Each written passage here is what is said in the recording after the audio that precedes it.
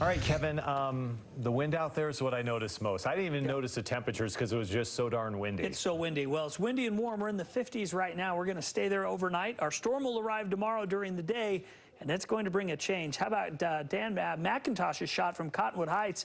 That sunset was awesome tonight, but the winds, oh, they were whipping. Hidden Peak, Augusta 71, Snow Basin 66, Windy Peak up to 61. Grantsville gusting to 57. We were in the 50s for Delta, Sundance, and Eureka this evening. These winds are all blowing ahead of our storm system that is still out to the west. It's going to start to move into southwestern Utah overnight and then really evolve across the state tomorrow. Look at these 50s, 51 in Logan, 54 in Salt Lake City, 56 in St. George, and 60 still in Moab. A little bit of precipitation is starting to show up over the southwest corner of the state. But as I mentioned, the bulk of this storm hitting California hard, rain and snow, and with all the wildfires, it's a massive concern that that's going to cause some problems, and rightfully so. There's an abundance of moisture here, and as it moves in, it's going to do its thing. The low pressures to the north, the storm itself will evolve across the entire state of Utah tomorrow. Storm zone kind of paints this picture. We're looking at developing valley rain overnight and into the morning tomorrow. Valleys by midday and into early afternoon. Northern Utah will start to see that rain with the coldest air waiting to come through after sunset. And boom, by 8, 9, 10 o'clock, front will move through. Valleys will see a rain to snow changeover. Eastern Utah will still get the wind and the valley rain. And then some of that snow will linger into Friday morning, especially south and east of the lake with a little lake enhancement.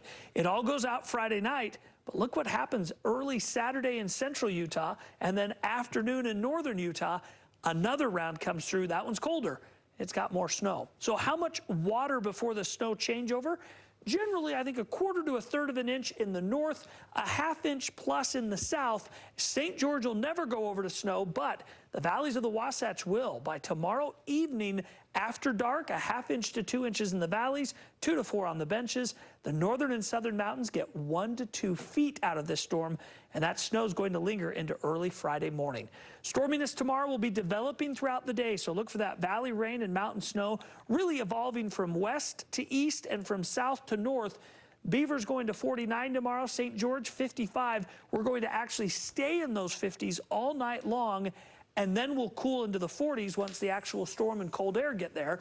60s will be back by Sunday, Monday, and then another storm gets to St. George on Tuesday.